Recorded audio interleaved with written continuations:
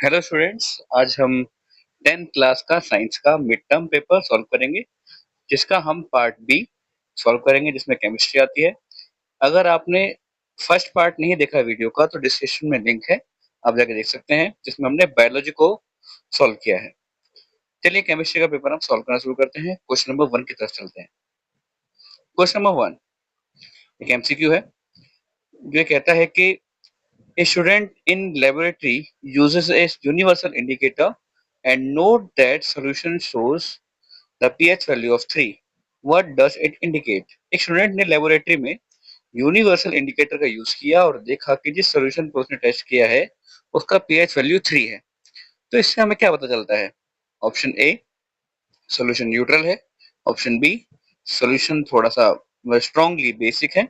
Option C, solution strongly acidic है। या option D, solution weakly basic है। अगर हम सभी ऑप्शन समझते हुए चलें तो न्यूट्रल सॉल्यूशन तब होता है जब पीएच वैल्यू 7 होती है। स्ट्रॉन्ग बेस तब होता है जब उसका पीएच वैल्यू 11 से 14 के बीच में होता है। स्ट्रॉन्ग एसिड तब होता है जब उसका पीएच वैल्यू 1 से 3 के बीच में होता है। और ऑप्शन डी के अकॉर्डिंग वीक एसिड तब होता है, वीक बेस तब होता है जब उसका पीएच वैल्यू 7.1 से 10 के बीच में होता है। अगर हम चारों के पीएच वैल्यू को मेजर करें तो देखेंगे कि हमारे क्वेश्चन के according pH value 3 option C को दिखाता है, जो इसका मतलब है हमारा सॉल्यूशन है वो स्ट्रांगली एसिडिक है। तो हमारा करेक्ट आंसर होगा आंसर ऑप्शन सी। अब अगले क्वेश्चन की ओर बढ़ते हैं। Question number 18, on heating lead nitrate in a test tube emission of brown fumes are of. जब हम लेड नाइट्रेट को टेस्ट ट्यूब में हीट करते हैं तो उसमें जो ब्राउन फ्यूम्स निकलते हैं, जो ब्राउन कलर का धुआं निकलता है, वो कौन सी गैस का होता है? आपके ऑप्शंस हैं lead oxide, option B nitrogen dioxide, option C oxygen और ऑप्शन डी कार्बन डाइऑक्साइड। जब हम लेड नाइट्रेट को टेस्ट ट्यूब में हीट करते हैं तो एक डीकम्पोजिशन रिएक्शन होती है, जिसमें लेड नाइट्रेट ब्रेक डाउन होकर लेड ऑक्साइड, जो कि सॉलिड होता है, नाइट्रोजन डाइऑक्साइड और ऑक्सीजन पैदा करता है। इसमें से नाइट्रोजन डाइऑक्साइड का कलर ब्राउन होता है और ऑक्सीजन कलरलेस होता है। तो इसीलिए हमारा करेक्ट आंसर होगा option B nitrogen dioxide. Question number 19, basic salts are found when. Base से भरे हुए सॉल्ट यानी कि क्षारीय लवण कब बनते हैं? ऑप्शन ए, जब स्ट्रॉन्ग एसिड वीक बेस से मिलता है। ऑप्शन बी, जब स्ट्रॉन्ग एसिड और स्ट्रॉन्ग बेस आपस में रिएक्ट करते हैं। ऑप्शन सी, जब वीक एसिड और वीक बेस रिएक्शन करते हैं। या ऑप्शन डी, जब वीक एसिड की रिएक्शन स्ट्रॉन्ग बेस से होती है। अगर ऑप्शन ए को देखेंगे कि स्ट्रॉन्ग एसिड और वीक बेस मिलकर वो बनाते हैं एसिडिक सॉल्ट। स्ट्रॉन्ग एसिड और स्ट्रॉन्ग बेस मिलकर बनाते हैं न्यूट्रल सॉल्ट। ऑप्शन सी के अकॉर्डिंग वीक एसिड और वीक बेस मिलकर भी न्यूट्रल सॉल्ट बनाएंगे, लेकिन जब स्ट्रॉन्ग बेस होगा और वीक एसिड होगा तब बनेगा हमारा बेसिक सॉल्ट। इसलिए हमारा करेक्ट आंसर है option D. Question number 20, which of these metals, number 1, do not react with either cold or hot water but reacts with steam? इनमें से कौन कौन सी मेटल्स गर्म या ठंडे पानी से रिएक्ट नहीं करती पर स्टीम से यानी कि भाप से रिएक्शन करती हैं? तो हमारे ऑप्शंस हैं potassium and sodium, option B iron and aluminium, option C silver and gold, option D lead and copper. अगर हम पोटेशियम और सोडियम को देखें तो पोटेशियम और सोडियम दोनों से रिएक्ट करते हैं। वो कोल्ड और हॉट वाटर से भी रिएक्ट करते हैं और स्टीम से भी, क्योंकि ये हाईली रिएक्टिव होता है। आयरन और एल्यूमिनियम ये कोल्ड और हॉट वाटर से रिएक्ट नहीं करेंगे, पर ये स्टीम से रिएक्ट करते हैं क्योंकि ये मीडियम रिएक्टिव होते हैं। सिल्वर और गोल्ड दोनों में किसी से रिएक्शन नहीं करेंगे क्योंकि ये लो रिएक्टिव होते हैं। और ऐसी लेड और कॉपर भी लो रिएक्टिव होने की वजह से हॉट वाटर, कोल्ड वाटर और स्टीम दोनों से रिएक्ट नहीं करेंगे। इसीलिए जो हमारे क्वेश्चन में कंडीशंस मैच हो रही हैं वो ऑप्शन बी यानी कि आयरन एंड एल्यूमिनियम से हो रही हैं और करेक्ट आंसर है option B. Question number 21, metal hydrogen carbonate reacts with acids to produce. जब किसी मेटल हाइड्रोजन कार्बोनेट की रिएक्शन एसिड से होती है तो क्या बनता है? Option A salt, hydrogen gas and water, option B metal carbonates and carbon dioxide, option C salt, carbon dioxide and water, और option D metal carbonates and oxygen gas. जब हम मेटल कार्बोनेट को रिएक्शन करते हैं acid से तो उसमें salt, carbon dioxide और वाटर बनता है। तो इस रिएक्शन के अकॉर्डिंग हमारा आंसर होगा ऑप्शन सी, क्योंकि जब भी मेटल हाइड्रोजन कार्बोनेट रिएक्ट करेगा एसिड से तो वो बनाएगा salt, carbon dioxide and water. Question number 22, जो कि एक असर्शन रीजन बेस्ड क्वेश्चन है, जिसमें आपको एक असर्शन और रीजन दिया होता है और आपको उनको स्टडी करके पता करना होता है। ऑप्शन ए तब हमें यूज करना होता है जब दोनों असर्शन और रीजन ट्रू हो, सही हो, और रीजन असर्शन का करेक्ट एक्सप्लेनेशन करता हो। ऑप्शन बी हमें तब आंसर करना है जब असर्शन रीजन दोनों सही हो पर रीजन असर्शन का एक करेक्ट एक्सप्लेनेशन ना देता हो। ऑप्शन सी हमें तब चूज करना है जब असर्शन सही हो पर रीजन गलत हो। और ऑप्शन डी हमें तब लगाना है जब असर्शन गलत हो और रीजन सही हो। अब क्वेश्चन नंबर 22 का असर्शन देखें। A yellow precipitate is formed when solutions of lead nitrate and potassium iodides are mixed. और इसका रीजन गिवन है, lead iodide is insoluble in water and forms precipitate। अगर हम एसोसिएशन को स्टडी करें तो लेड नाइट्रेट और पोटेशियम आयोडाइड जब मिक्स करते हैं तो उससे लेड आयोडाइड और पोटेशियम नाइट्रेट बनता है। लेड नाइट्रेट का कलर येलो होता है, इसी वजह से सॉल्यूशन येलो कलर शो करता है, इसलिए हमारा एसोसिएशन सही है। अब लेड आयोडाइड एक प्रेसिपिटेट है और प्रेसिपिटेट वाटर में इनसॉल्युबल होते हैं, इसलिए हमारा रीजन भी सही है। और हम देखें तो दोनों एक दूसरे को अच्छे से एक्सप्लेन भी करते हैं, इसलिए हमारा आंसर होगा ऑप्शन ए। अब बढ़ते क्वेश्चन नंबर 23 की तरफ, जो कि एक 2 मार्क्स क्वेश्चन है। ऐसे क्वेश्चन में आपको मिनिमम 50 वर्ड्स का आंसर करना होता है। Right chemical reaction equation for the reaction involving preparation of bleaching powder, state any one use also। Bleaching powder के प्रिपरेशन का इक्वेशन क्या है वो आपको लिखना है और उसका एक यूज भी बताना है। तो इसका आंसर इस तरह होगा, ब्लीचिंग पाउडर तब बनता है जब स्लेक्ट लाइम पर क्लोरीन गैस की रिएक्शन होती है। स्लेक्ट लाइम का फॉर्मूला होता है CaOH2 का होल ट्वाइस, और उसमें क्लोरीन गैस का फॉर्मूला होता है Cl2। तो दोनों मिक्स होते हैं तो बनता है CaOCl2 प्लस H2O। CaOCl2 होता है कैल्शियम ऑक्सीक्लोराइड, जिसे हम ब्लीचिंग पाउडर भी कहते हैं। और इसका एक यूज ये होता है कि ये हमारे ड्रिंकिंग वाटर को प्यूरिफाई करने में काम आता है। क्वेश्चन नंबर 24 की तरफ बढ़ते हैं। A student placed a copper wire in iron sulfate solution and observed no color change even after an hour. Explain the reason behind this observation। एक स्टूडेंट ने आयरन सल्फेट सॉल्यूशन में copper का wire डाला और उसने देखा कि 1 घंटे बाद भी उसमें कोई कलर चेंज नहीं हुआ। ऐसा क्यों हुआ? तो इसका आंसर है क्योंकि वहां पर कोई रिएक्शन ही नहीं हुआ। ऐसा इसलिए हुआ क्योंकि copper is less reactive than iron.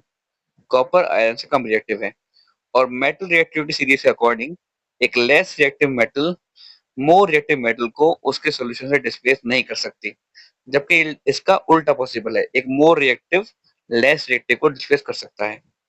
लेकिन कॉपर क्योंकि आयरन से कम रिएक्टिव है इसलिए उसे डिस्प्लेस नहीं कर सकता, इसलिए उनके बीच में कोई रिएक्शन नहीं होगी। हम बढ़ते क्वेश्चन नंबर 25 की तरफ।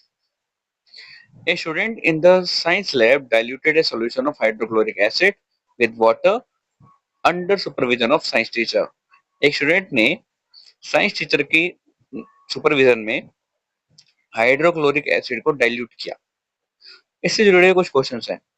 ऑप्शन क्वेश्चन नंबर 25 का A part, how will it affect the hydrogen ion concentration and pH. इस चीज का हाइड्रोजन आयन कंसंट्रेशन पे क्या इफेक्ट पड़ेगा और पीएच पे क्या पड़ेगा? तो इसका आंसर है,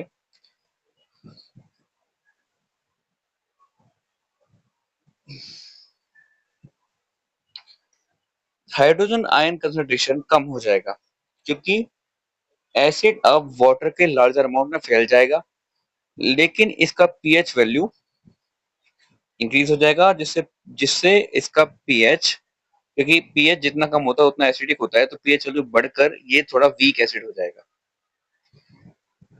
सेकंड क्वेश्चन में पूछा है B part, why does the acid become less corrosive upon dilution? कि जो एसिड है वो कम कोरोसिव, कोरोसिव मतलब जंग लगाने वाला है, मेटल को खराब करने वाला है, डाइल्यूट होने के बाद वो ऐसा क्यों हो जाता है? तो इसका आंसर है, एसिड कम कोरोसिव इसलिए बन जाता है क्योंकि उसमें हाइड्रोजन आयन की कंसंट्रेशन कम हो जाती है, क्योंकि अब उसमें पर यूनिट वॉल्यूम के अकॉर्डिंग कम आयन्स है, इसलिए ये चीजों को डैमेज भी कम करेगा और रिएक्शन भी कम करेगा। इसमें सी क्वेश्चन पूछा है कि explain the safe procedure that must be followed by student while diluting a strong concentrated acid. किसी स्टूडेंट को जब एक स्ट्रॉन्ग कंसंट्रेटेड एसिड दिया जाए तो डाइल्यूट करते टाइम उसे क्या करना चाहिए? ऐसे में आपको बहुत सेफ्टी करना चाहिए बेटा। The student must always add the acid slowly to water, never the reverse. जब भी किसी एसिड को डाइल्यूट कर रहे हो तो आपको वाटर में धीरे धीरे एसिड मिलाना चाहिए, ना कि एसिड में वाटर। वाटर को आपको ज्यादा लेना है, थोड़ा सा एसिड डालना है, फिर उसे स्टीयर यानी कि मिक्स करना है। ऐसा इसलिए करना चाहिए क्योंकि एसिड और वाटर का रिएक्शन एक हाईली एक्सोथर्मिक रिएक्शन होता है और बहुत ज्यादा हीट पैदा करता है। अगर हम एसिड में वाटर मिलाएंगे तो बहुत ज्यादा हीट पैदा होगी, जिससे वो उबल कर हमारे हाथों पर भी आ सकता है, हाथों जला सकता है, आंखों में जा सकता है। इसलिए हमें वाटर में धीरे धीरे एसिड मिलाना चाहिए, जिससे धीरे धीरे हीट रिलीज होगी, तो किसी तरह कोई नुकसान नहीं होगा। बढ़ते क्वेश्चन नंबर 26 की तरफ। इस क्वेश्चन में हमें रोस्टिंग और कैल्सिनेशन में डिफरेंस बताना है। रोस्टिंग और कैल्सिनेशन दोनों वो टेक्निक्स हैं जिनके जरिए हम ओर्स को क्लीन करके प्योर मेटल निकालते हैं। चलिए इनके बीच में डिफरेंस समझते हैं। Roasting is heating in excess air. Roasting तब होती है जब किसी ओर को हम खुले में जलाते हैं, जब जहाँ बहुत ज्यादा एयर हो, ताकि उसे total amount of air oxygen आसानी से मिल सके। और कैल्सिनेशन इससे ऑपोजिट होता है, इसे हम ढककर, जहां से उसे लिमिटेड एयर मिले या बिल्कुल भी एयर ना मिले, इस तरह जलाना होता है। रोस्टिंग जो होता है वो सल्फाइड ओर्स के लिए यूज किया जाता है। सल्फाइड ओर को हीट करके हीट करना खुले में, उसे रोस्टिंग कहते हैं। पर calcination, C for calcination, C for carbonate, calcination carbonate carbonate ores के लिए इस्तेमाल किया जाता है। रोस्टिंग में होने वाली रिएक्शन ऑक्सीडेशन होता है क्योंकि इसमें ऑक्सीजन जुड़ जाता है। पर कैल्सिनेशन में होने वाली रिएक्शन डिकम्पोजिशन रिएक्शन होती है क्योंकि इसमें एक ओर टूटकर दो से ज्यादा प्रोडक्ट बनाती है। रोस्टिंग में SO2 यानी सल्फर डाइऑक्साइड रिलीज होती है, लेकिन कैल्सिनेशन में कार्बन डाइऑक्साइड या कभी कभी वाटर रिलीज होता है। बढ़ते हैं क्वेश्चन नंबर 26 के बी पार्ट की तरफ। ए पार्ट का सेकंड पार्ट। इसमें हमें एक लो रिएक्टिव मेटल का एक्सट्रैक्शन करते टाइम कौन कौन से स्टेप्स होते हैं उसे एक्सप्लेन करना है फ्लो चार्ट की मदद से। तो इसे इस डायग्राम की मदद से समझिए आप। सबसे पहले मेटल सल्फाइड और लेंगे, जैसे कि HgS लिया हमने यहाँ पर।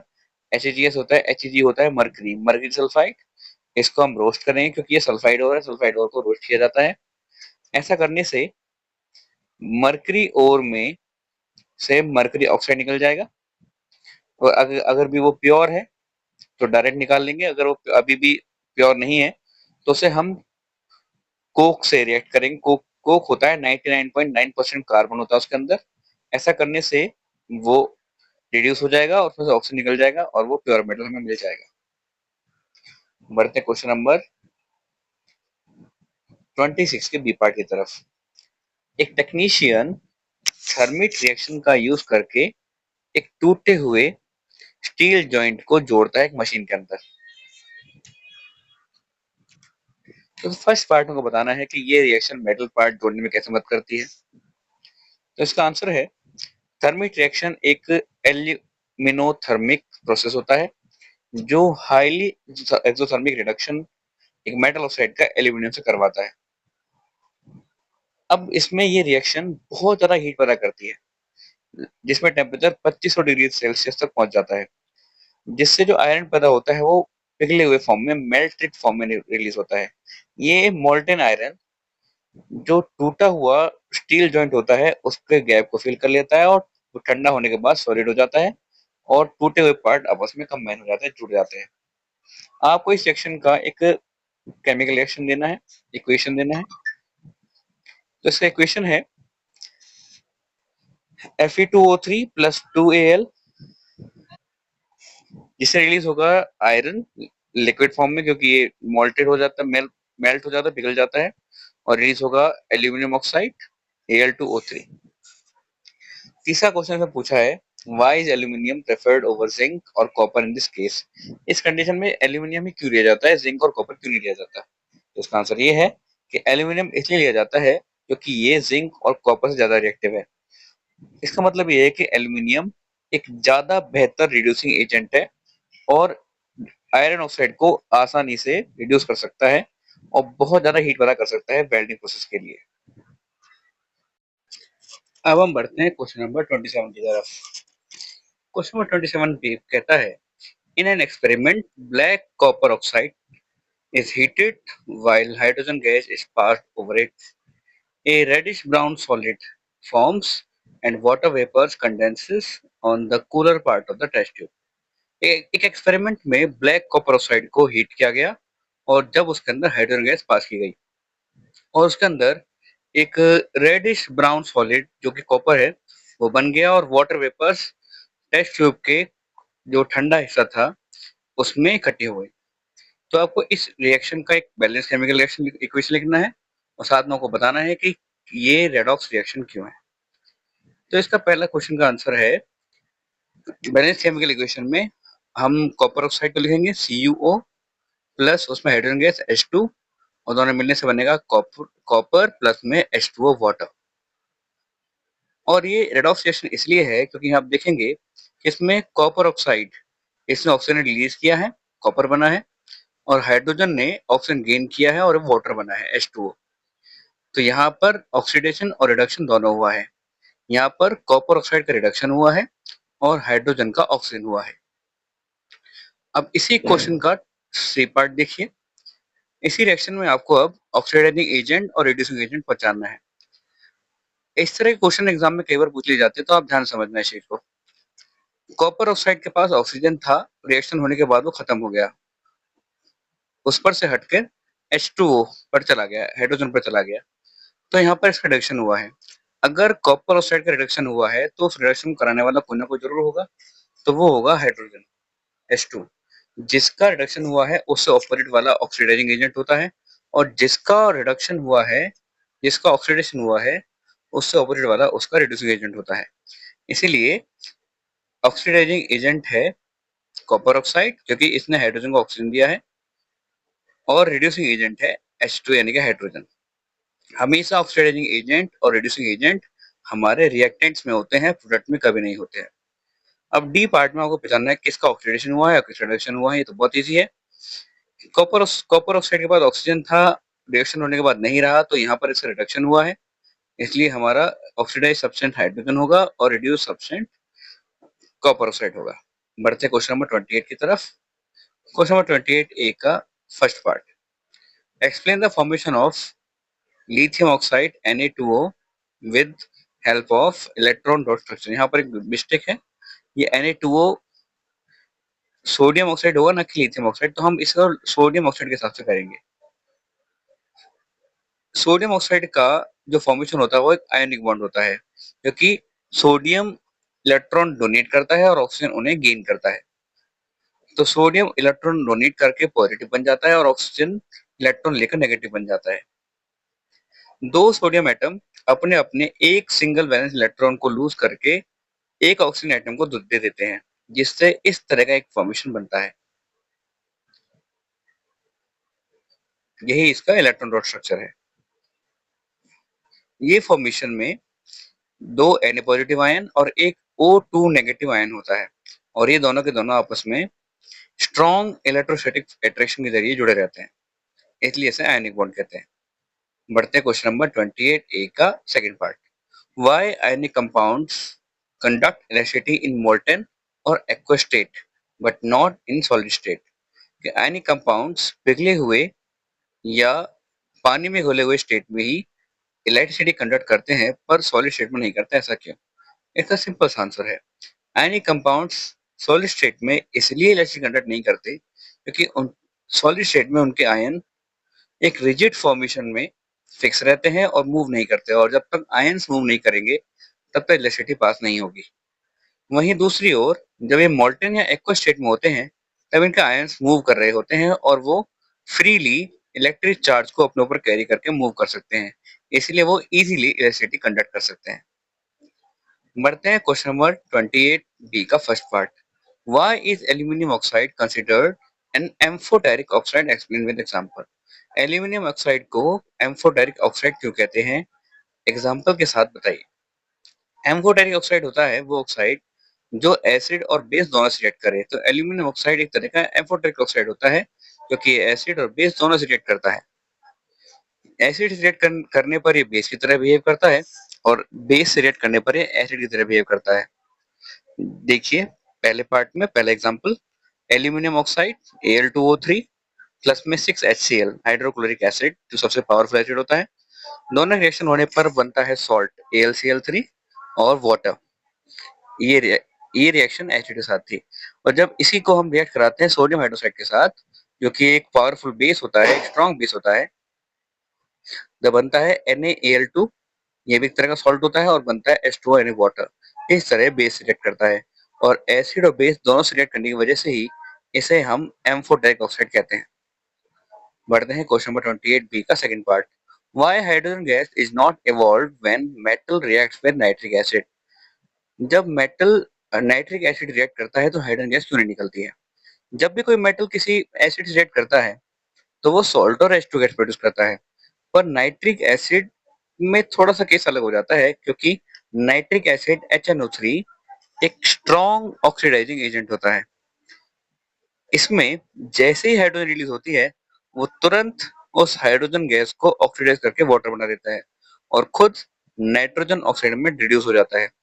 इसी वजह से हाइड्रोजन गैस बाहर इवॉल्व नहीं होती, इवॉल्व होते ही तुरंत वो वाटर में कन्वर्ट हो जाती है। क्वेश्चन नंबर 28 बी का third part. Define alloy. Name alloy and it's constituent commonly used during welding of electric wires. Alloy क्या होता है और इलेक्ट्रिक वायर की वेल्डिंग करने वाला एलॉय कौन सा होता है और वो किससे बना होता है। एलॉय किसी मेटल का दूसरे मेटल या नॉन मेटल से मिलाकर बनाया हुआ एक होमोजीनियस मिक्सचर होता है जिसको आइडेंटिफाई करना कि इसमें कौन कौन से मेटल है देखना बड़ा मुश्किल होता है। एलॉयस हम अपने आसपास बहुत सारे एग्जांपल के तौर पर देखते हैं, जैसे कि हम जो ब्रॉन्ज मेटल देखते हैं वो भी एक तरह का एलॉय होता है। स्टील भी एक एलॉय है जिसमें आयरन और कार्बन मिला होता है। पर वो एलॉय जो इलेक्ट्रिक वायर्स की वेल्डिंग के दौरान आपने देखा होगा कि मोबाइल या कंप्यूटर ठीक करने वाले एक छोटे से पतले से तार को गर्म करके जो जल्दी हीट हो जाता है, दो तारों के जॉइंट को या तार को किसी मशीन के पार्ट में जोड़ने पर इजीली इस काम को कर देता है, जिसे हम सोल्डरिंग कहते हैं, और उस एलॉय को कहते हैं हम solder. The alloy commonly used for joining electric wires is called solder, और वो सोल्डर लेड और टिन पीबी और एसएन का एक एलॉय होता है, दोनों को मिलाने से सोल्डर बनता है जिसका मेल्टिंग पॉइंट बहुत लो होता है। इस तरह हमारा केमिस्ट्री पार्ट कंप्लीट होता है। Thanks for watching, subscribe for more. अगर आपने फर्स्ट पार्ट नहीं देखा है बायोलॉजी तो इसी वीडियो के लिंक में आपको वो पार्ट मिल जाएगा। धन्यवाद। इस वीडियो को ज़्यादा से ज़्यादा शेयर करें और अपने एग्जाम की तैयारी अच्छे से करते रहें।